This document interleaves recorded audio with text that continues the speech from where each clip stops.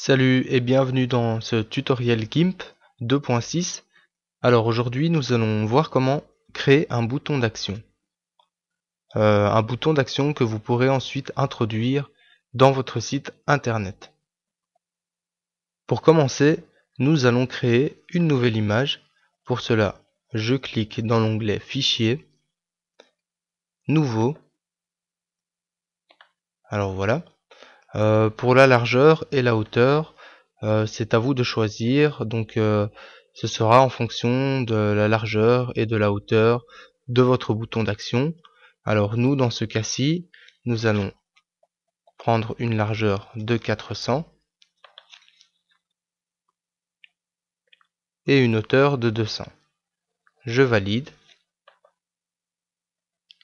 Ensuite, nous allons créer un nouveau calque. Pour cela, je clique sur majuscule, CTRL N. Mon nouveau calque apparaît et je valide. Ensuite, nous allons aller dans notre outil de sélection rectangulaire. Alors, comme le dit cet outil, donc sélectionne donc les régions rectangulaires. Nous allons cliquer dessus. Et donc voilà, à vous de voir si vous voulez avoir un bouton d'action à coin arrondi ou alors à coin carré. Nous, dans ce cas, nous allons utiliser un bouton d'action à coin arrondi. Donc, je coche la case coin arrondi. Pour le rayon, nous allons prendre un rayon, par exemple, de 50. Voilà. Et alors, je viens tracer mon bouton d'action, donc ma sélection ici.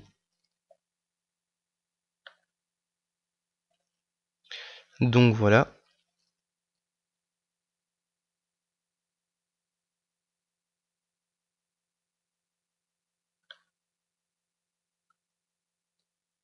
Maintenant que nous avons tracé notre sélection, nous allons maintenant la remplir. Pour cela, je me dirige vers l'outil de remplissage. Je clique dessus et alors nous allons le remplir d'une couleur noire. Je valide. Ensuite, nous allons ajouter un dégradé. Pour cela, je me dirige à côté de mon outil de remplissage, l'outil de dégradé. Donc, je sélectionne mon outil de dégradé. Et donc, voilà, nous allons choisir une couleur grise pour avoir un contraste assez marqué. Voilà. Alors, je sélectionne ma couleur grise.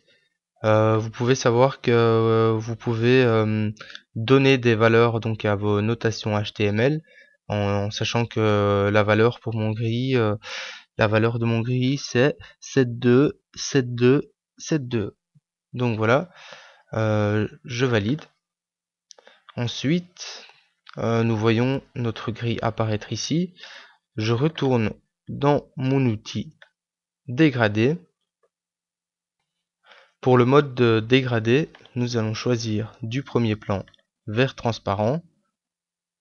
L'opacité, nous la gardons telle qu'elle est. Et voilà la forme, oui, linéaire.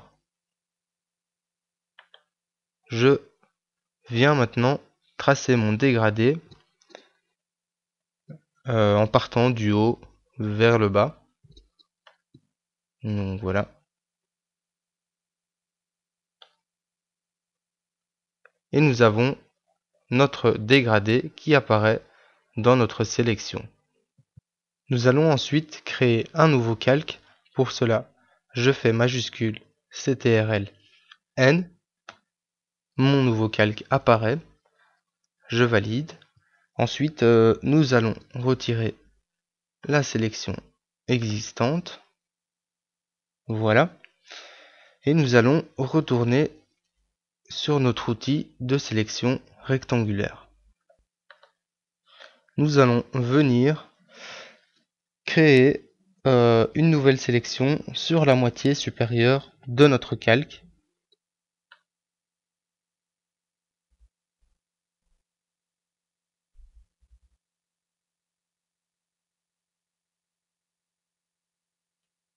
Donc voilà, comme ceci, à peu près. Et alors maintenant, nous allons venir la remplir d'une couleur blanche. Et je remplis ma nouvelle sélection. Voilà, en fait je vais juste encore un peu la modifier, donc je retourne sur mon outil de sélection rectangulaire. Et alors voilà, je vais un tout petit peu la monter comme ceci, voilà, jusqu'au bord. Et donc je refais la même chose, je la remplis en blanc. Valider.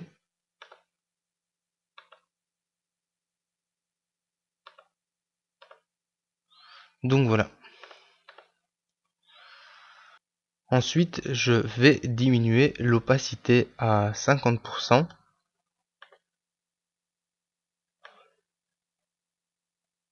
50%.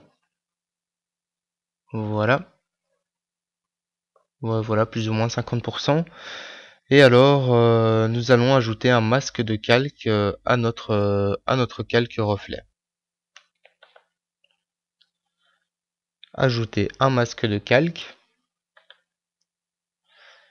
Et alors ici, nous allons choisir un masque en noir pour une transparence totale. Je valide. Je retourne dans mon outil de dégradé. Et alors, je vérifie bien que je suis toujours sur une couleur blanche. Et donc, le mode de dégradé est toujours le même, ainsi que la forme. Et maintenant, nous allons venir tracer notre dégradé du haut jusqu'aux trois quarts. Donc voilà, je le trace du haut jusqu'aux trois quarts, comme ceci. Voilà. Donc voilà, nous pouvons voir apparaître notre reflet sur notre bouton. Maintenant, nous allons rajouter notre texte. Et pour cela, je me dirige vers l'outil texte. Alors, il y a plusieurs styles de police différentes. Moi, je vais sélectionner celle-ci qui me plaît particulièrement, qui est la Verdana Bold. Ensuite, pour la taille, c'est à vous de voir. Ça sera vraiment en fonction de votre lettrage, donc du nombre de vos lettres. Pour les pixels, pour le moment, je laisse ça comme ça. Et alors la couleur, aussi à vous de voir. Donc pour moi, je vais utiliser du blanc. Donc voilà, je vais écrire mon lettrage dans mon bouton.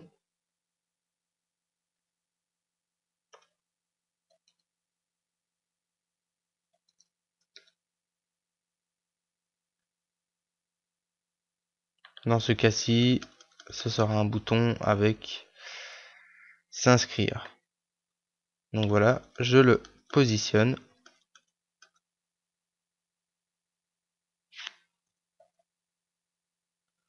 À l'aide de mon clavier. Voilà, forcer l'ajustement automatique. Alors ici, je peux le monter et le placer comme ceci. Donc voilà, à vous de peaufiner un peu tout cela. Donc voilà, ça c'est à vous de voir. Vous pouvez également réduire l'écart de votre lettrage en utilisant le bouton ici. Donc voilà, par exemple moins 1, 1, 2, 3, donc voilà. Pour ma part, je vais utiliser l'écart moins 1. Je vais encore un peu le déplacer sur la droite, comme ceci. Voilà, nous avons créé notre lettrage et maintenant nous allons lui rajouter une ombre blanche. Pour cela, je me dirige vers le filtre, je sélectionne ombre et lumière, ombre portée, Ensuite, notre décalage horizontal, nous allons le mettre à 0, le décalage Y à 0 et le rayon du flou à 5. L'opacité, nous la gardons à 80 et nous voulons sélectionner donc une couleur blanche. Voilà, comme ceci. Valider.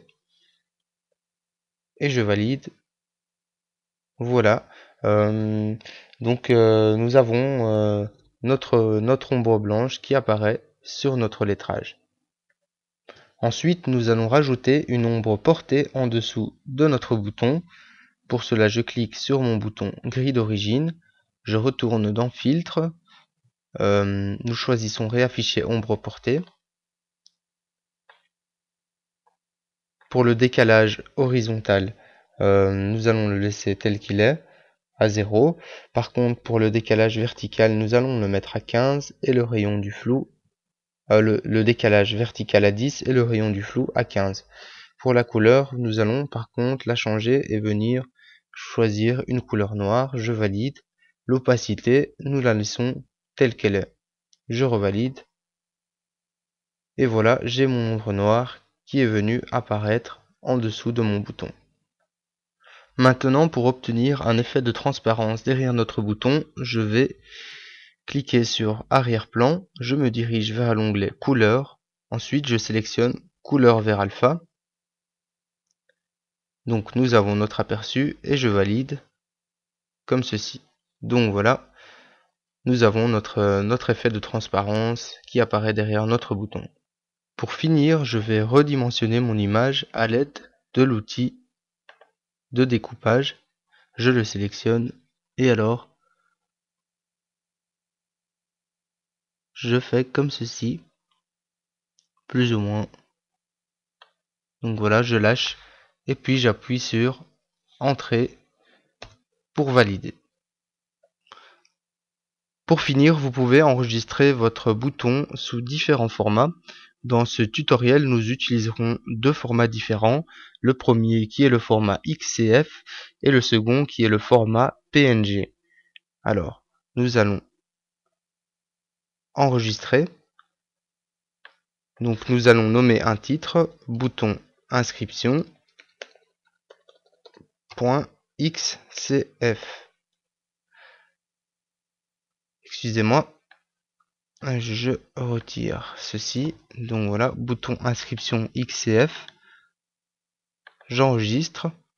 Alors voilà, le format XCF en fait permet de conserver vos calques et vous permet par la suite de modifier ou effacer votre texte tout en conservant votre bouton. Donc par exemple, voilà. Par la suite, si vous voulez garder le même bouton et donc uniquement changer le lettrage ou alors modifier certaines options de votre calque. Voilà. Et le format PNG vous permettra donc de gérer la transparence et d'ouvrir un aperçu de votre bouton via votre bureau. Alors je l'enregistre en format PNG comme ceci. Exporter, fusionner les calques visibles, exporter. Donc je l'exporte bien vers mon bureau. Enregistrer. Voilà. Je vais sur mon bureau. Et alors voilà, je peux voir mon bouton d'inscription apparaître ici, que je lance en aperçu. Donc voilà, nous avons créé notre bouton d'action que nous allons pouvoir ensuite intégrer dans notre site internet. Voilà, ce sera tout pour ce tutoriel concernant la création de boutons. J'espère que ce tutoriel vous aura plu. N'hésitez pas à me laisser des commentaires et à venir visionner d'autres de mes tutos. Je vous dis merci et à bientôt.